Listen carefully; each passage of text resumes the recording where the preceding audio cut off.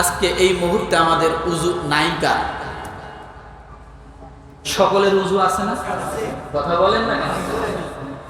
উযু আছে। উযুর যেমন 4 ফরজ আছে, উযু ভাঙ্গার কারণও আছে।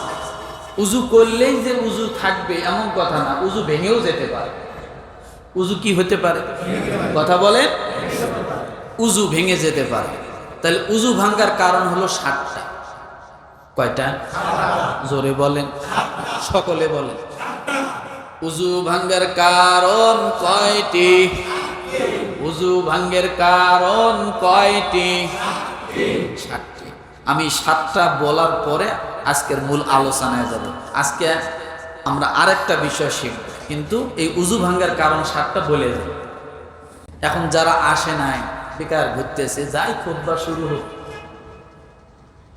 হয়তো আসিয়ে নামাজ পড়বে, উযু করতেছে, কিন্তু জানে না তো যে উযু কখন ভেঙে গেছে। তো বেকার, আমি বলি বেকার থাকলে, এটা আমার দাবি, যে শুক্রবার অন্তত একটু আগে আসেন না মসজিদে। আসলে কি ফায়দা? যে আসলে আপনি এখানে যতক্ষণ বসে থাকবেন এলেম শেখার উদ্দেশ্য করে, জেহাদের ময়দানে জেহাদ করলে যে পরিমাণ সওয়াব হতো, তার থেকে উত্তম বদলা সওয়াব আল্লাহ আপনার আমল নামায় দিবে। আপনি একটু আগে আসবেন নামাজের আসার কারণে। আপনি কেন আসবেন? যে আপনি একটু এখান থেকে কিছু একটা শিখবেন, কিছু একটা শিখবেন। আপনি যতক্ষণ এখানে বসে থাকবেন, জুমার নামাজ দাঁড়াইলে ওই 2 রাকাতের সময় যে পরিমাণ সওয়াব হবে, যতক্ষণ বসে থাকবেন ওই জুমার নামাজেরই সব লেখা হতে থাকবে। তাহলে আসবেন না কেন? দুনিয়ার কত সময় নষ্ট করতেছেন, বেকার বেকার সময় যাচ্ছে। জুমার দিন কি 1 ঘন্টা একটু সময় দেওয়া যায় না শেখার নিয়তে? একটা কিছু তো শিখবেন। আপনি না শিখলে আপনার সন্তানকে কি শিখাবেন?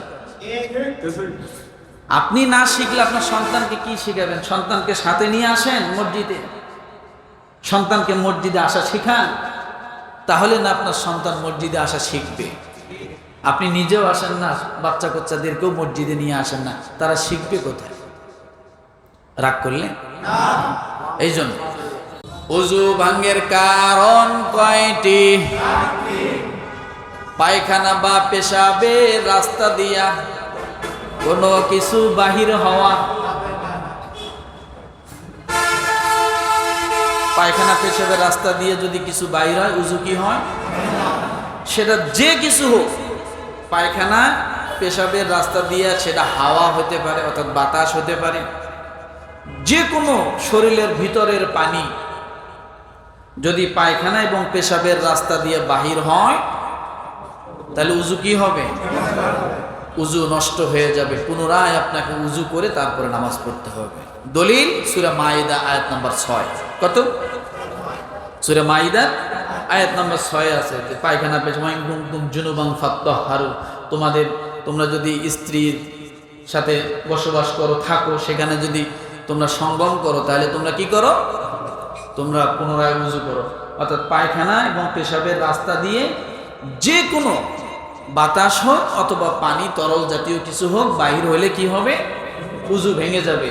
কোথায় আছে? সূরা মাইদা 6 নম্বর আয়াত। এরপরে 2 নম্বরে, রক্তপুঁজ বাহির হয়ে যদি গড়িয়ে পড়ে, রক্তপুঁজ কি হয়? জোরে বলেন। শরীরের থেকে রক্ত এক জায়গায় ক্ষত হয়েছে, ক্ষতর ওখানে রক্তটা জমাট বেঁধে আছে, গড়িয়ে পড়ে নাই, তাহলে চলবে, উযু থাকবে। আর যদি রক্তটা ওখান থেকে গড়িয়ে পড়ে, তাহলে কি হবে? পুঁজ যদি ওখানে জমা থাকে, উযু ভাঙবে না। পুঁজ যদি ওখান থেকে কি হয়, তাহলে কি হবে?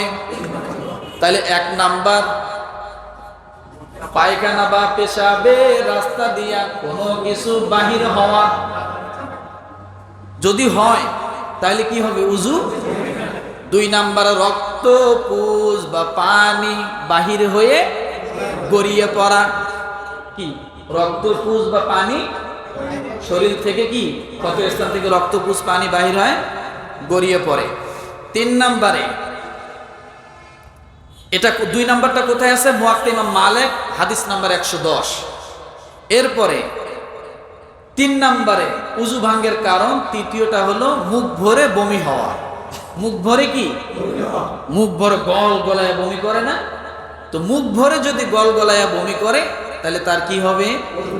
উজু ভেঙে যাবে। কোথায় আছে? ইবনে মাজা হাদিস নাম্বার 1221। কত? ইবনে মাজা হাদিস নাম্বার 1200। সেখানে আছে যে আয়েশা রাদিয়াল্লাহু তাআলা আনহা বলেন যে কারো যদি মুখ ভরে বমি বাইর হয়, নবীজি বলেছেন যে তার উজু ভেঙে যাবে। অনেকে চোখ বন্ধ করছে আল্লাহর নাম নিয়ে, অনেকেই বসার কিন্তু এখনো 5-7 মিনিট হয়নি, চোখ বন্ধ হয়ে গেছে। চোখ খোলা রাখেন, দেখেন তো কার কার চোখ বন্ধ, নিয়ত করে আইছে। তাহলে মুখ ভরে 3 নাম্বার কি? আমি কিন্তু লাস্টে ধরবো, 7টায় জিজ্ঞাসা করি। ইবনে মাজা হাদিস নাম্বার 1221।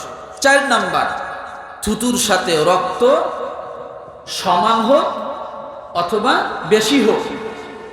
যদি কারো থুতুর সাথে রক্ত আসে তাহলে তার কি হবে? উজু ভেঙে যাবে, উজু আর থাকবে না।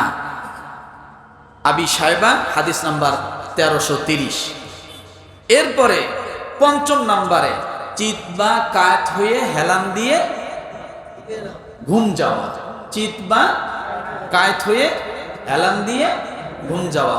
অনেকেই আছে শুয়ে নাক ডেকে ঘুমায়। আইসা যদি বলেন ভাই আজান হয়েছে ওঠেন, উনি উঠিয়ে একেবারে কাতার সমান করে বসতেছে, মানে এখন নামাজ পড়বে। কেন? আসলে এটা ওনার দোষ না, ওনাকে জানানো হয়নি, উনি জানেন। উনি কি? তাহলে ঘুমের সময় উজু কি হয়? চিত বা কায়ত হয়ে যদি কেউ হেলান দিয়ে ঘুমায় তাহলে কি হবে? উজু ভেঙে যাবে। এটা হলো মুসনাদে আহমদ হাদিস নাম্বার 2315, আবু দাউদ হাদিস নাম্বার 202। কয়টা গেল? কয়টা গেছে? 5টা। 6 নাম্বার, পাগল মাতাল অচেতন হইলে। একজন মানুষ যদি বেহুশ থাকে, উজু অবস্থায় ছিল কিন্তু হঠাৎ কি হয়েছে? বেহুশ হয়ে গেছে, তার উজু থাকবে। যদি পাগল হয় উজু থাকবে। যার কারণে পাগলের কাছে আল্লাহ তাআলা শরীয়তের বিধান করেননি। শরীয়তের বিধান পাগলের উপর মাফ। নামাজ পাগলের জন্য না, সুস্থ মানুষের জন্য। কার জন্য? সুস্থ মানুষের জন্য। ইয়া আইয়ুহাল্লাযীনা আমানু লা তাকরাবুস সালাত ওয়া আনতুম সুকারা। তোমরা যদি নেশা অবস্থায় থাকো, লা তাকরাবুস সালাত, মস্তিষ্ক অবক্ষয় যদি থাকে, বিকৃত যদি থাকে, তাহলে তোমরা নামাজের কাছে যেও না। আমার কথা জোরে বলে আল্লাহর কথা। তাহলে পাগল মাতাল ও অচেতন কোনো ব্যক্তি যদি উজু অবস্থায় হয়ে যায় তাহলে তার উজু আর থাকবে না। মুসান্নাফে আব্দুর রাজ্জাক হাদিস নাম্বার 493। কত? 493। 7 নাম্বার, নামাজে উচ্চ স্বরে হাসিলে। নামাজে উচ্চ স্বরে কেউ যদি হাসে তার উজু কি থাকবে না। সুনানে দারেকুতনি হাদিস নাম্বার 612। তাইলে এবার আমরা শুরু থেকে আরেকবার বলি, না পারলে ইউটিউব থেকে বাইর করে নেবেন। পারবেন না? উজু ভাঙ্গের কারণ কয়টি? 1 নম্বরে পায়খানা বা পেশাবের রাস্তা দিয়া কোনো কিছু বাহির হওয়া হইলে, মানে হওয়া পর্যন্তই থাকেন, যাবে নাকি ওটাকে আটকাইতে পারবেন? আল্লাহু আকবার। তাহলে কোনো কিছু যদি বাহির হয় তাহলে তার উজু। 2 নম্বরে রক্ত, পুজ বা পানি বাহিরে হয়ে গড়িয়ে পড়া। আবার কয় যাবে না, যাবে না, যাওয়া লাগবে না। মানে যদি হয় আপনি তো ঠেকাইতে পারবেন না, নাকি রক্ত পড়তেছে আপনি চাপ দিয়ে ধরেন যাতে গড়িয়ে না পড়ে, উজু করা লাগবে শীতের দিন। ও কি আপনার কথা শুনবে? যা পড়ার তা তো পড়বেই, কথা ঠিক না? 3 নম্বরে মুখ ভরে। 4 নম্বরে থুতুর সাথে রক্তের ভাগ। 5 নম্বরে চিত বা কাত হয়ে 6 নম্বরে পাগল মাতাল অচেতন হইলে, 7 নম্বরে নামাজে। এই 7টা উজু ভাঙ্গের কারণ। আর উজুর ফরজ এই কয়টা মনে থাকবে তো ইনশাআল্লাহ।